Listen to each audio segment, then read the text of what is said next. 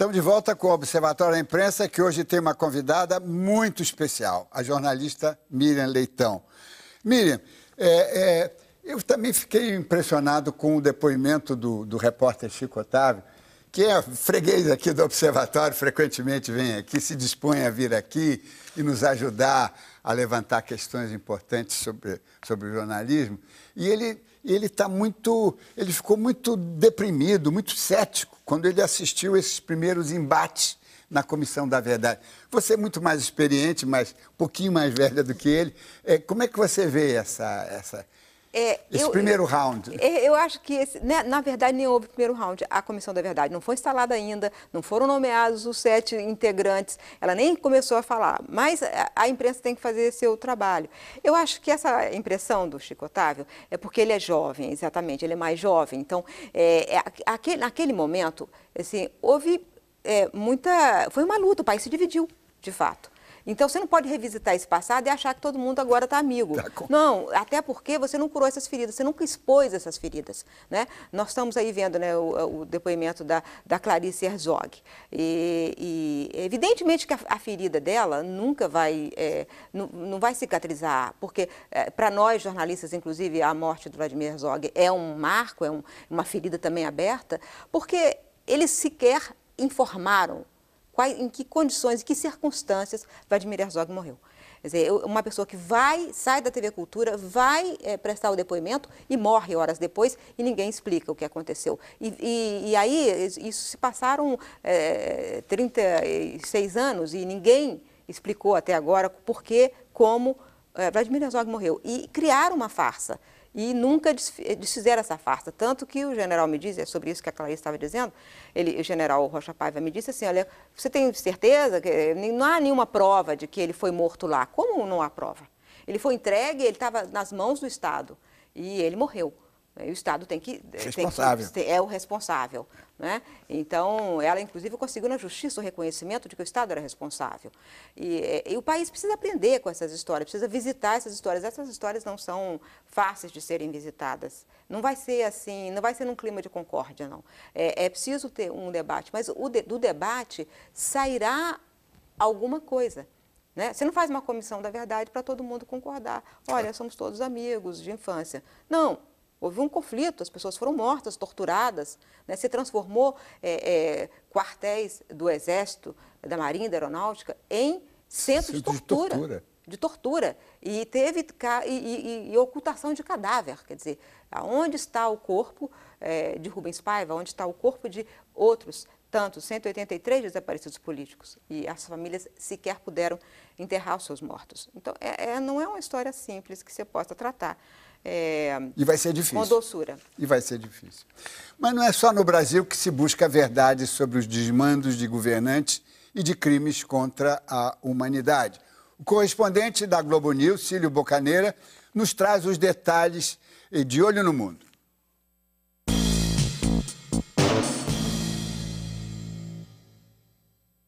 Ao contrário do que pensam alguns generais de pijama aí pela terra, a Comissão da Verdade não é jabuticaba.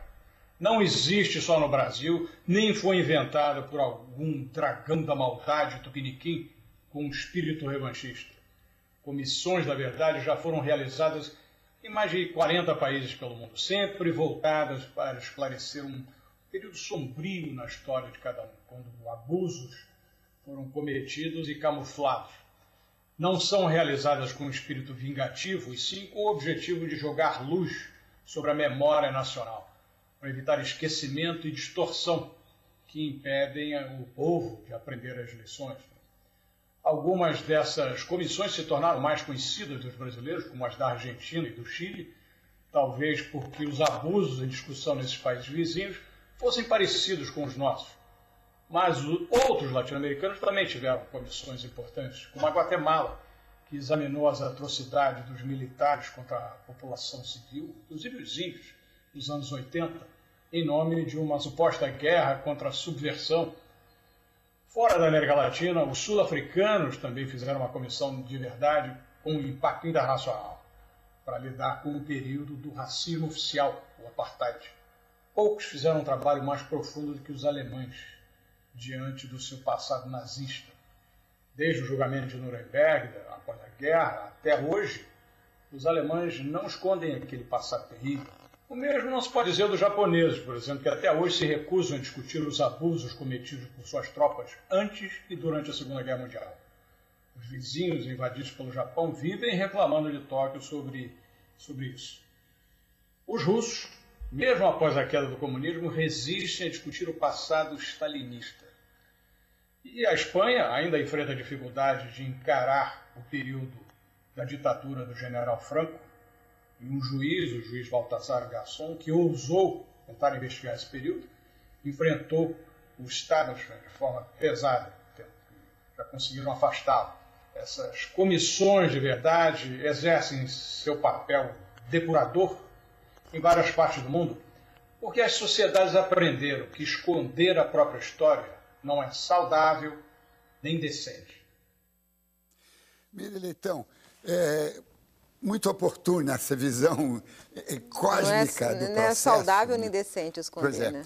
É ótimo. E o Cílio Bocaneira, com a sua experiência, né, dá força a isso. Agora, essa comissão, você vê possibilidades de ela de resultar em alguma coisa? Ou você acha que só o fato de contar, de tirar da gaveta e terminar uma história, será suficiente? Ou os legisladores terão força, os magistrados terão força, o Ministério Público terá ânimo para tocar isso para diante? Tem muita coisa acontecendo, Diniz, porque assim, a Comissão da Verdade, ela não terá função ela não pode condenar, não pode julgar, ela apenas busca a informação, né? É isso que está escrito na lei, que passou pelo Congresso e que foi aprovado. Mas acontece que o Ministério Público Federal, eu mostrei o caso do Ministério Público Militar no Rio de Janeiro e Espírito Santo, né? Que é o promotor Otávio Bravo que reabriu esses casos. Mas no Ministério Público Federal eu conversei também com a Subprocuradora-Geral da República, que estava iniciando, junto com vários outros procuradores da República, está iniciando uma ação, ela está preparando para ajuizar uma ação. E nesse momento, nesses 2 dias, eles estão reunidos em Brasília, procuradores do Brasil inteiro, que são especializados na segunda vara, que é especializada na justiça de transição. Porque é isso, quer dizer, há uma jurisprudência internacional já sobre o assunto, o que acontece quando você sai de uma ditadura para um regime democrático. As leis valem ou não valem? E como é que se busca essa transição? Então, isso tem uma discussão. O país começou a discutir. Eu acho assim, a democracia tem 27 anos, esse período democrático, só agora a gente olha para isso. Eu acho tarde, mas não acho tarde demais. Claro. Miriam, tem um telespectador, Kleber Vital, do Recife, Pernambuco, faz uma pergunta a você. Você acredita que haverá um tempo que todos os arquivos da ditadura serão abertos? Ou será que esses arquivos já desapareceram? Acho que muita coisa foi destruída, mas acho que muita coisa ainda existe. Eu conversei sobre isso, entrevistei os meus entrevistados, eu perguntava, mas será que tem papel? Assim, muita gente acha que ainda tem documento na mão de particulares que levaram para si, que pode aparecer, ou tem, pelo menos as Forças Armadas têm que dizer o seguinte: quem mandou destruir e quando? Porque é da estrutura militar a organização, claro, a disciplina, a hierarquia. Ninguém destrói por destruir assim do nada, né? Você vai lá e obedece uma ordem. Quem deu a ordem para destruir o quê, quando?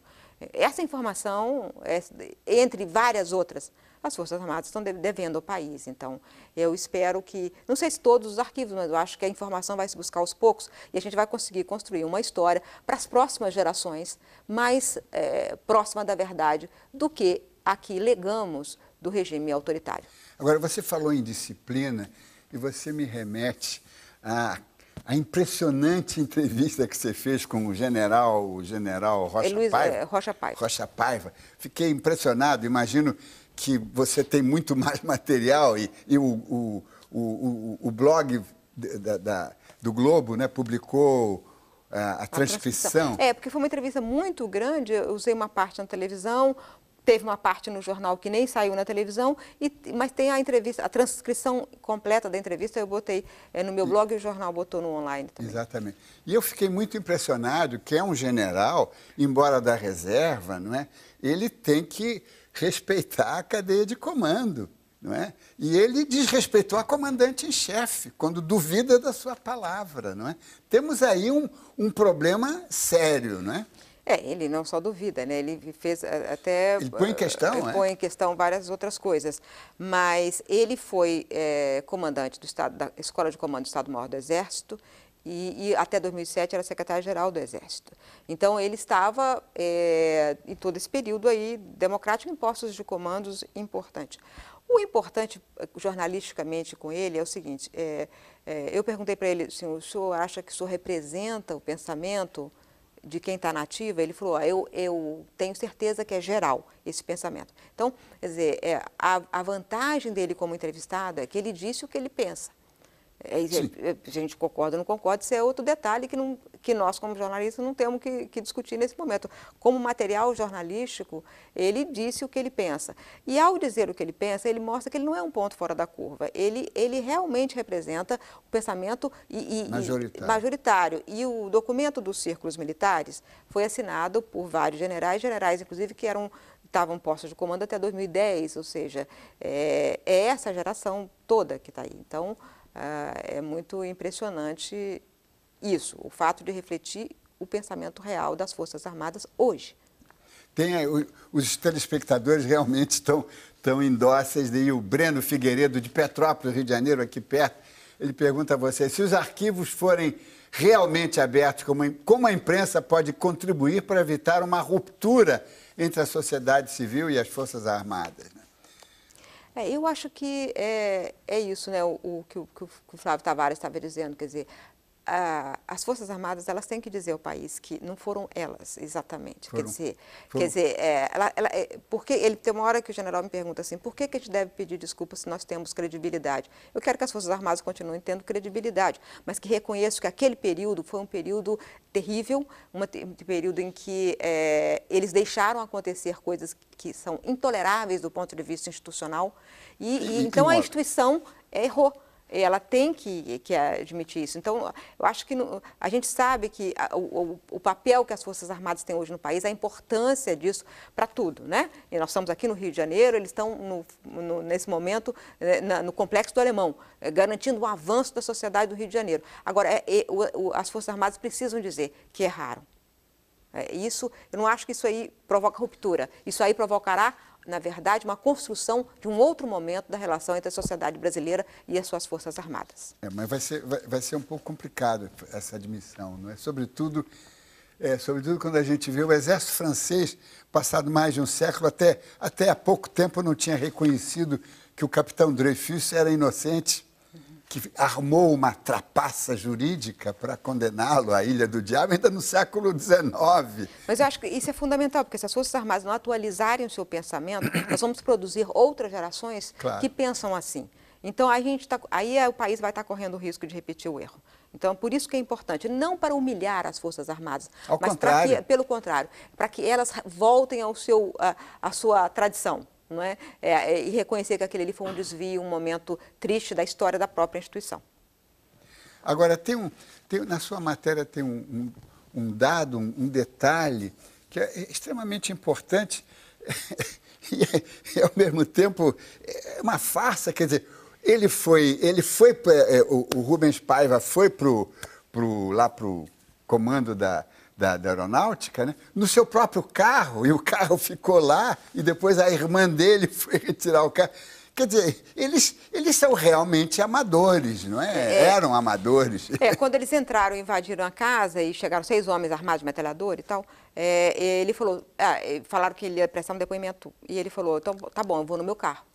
Mas aí ele foi para a terceira zona aérea, comandada pelo Burnier, e depois o carro foi levado para o DOI-CODE, que é na pé da Barão de Mesquita, onde ele foi torturado e morto, e onde Flávio Tavares, que foi entrevistado, sofreu, e vários outros.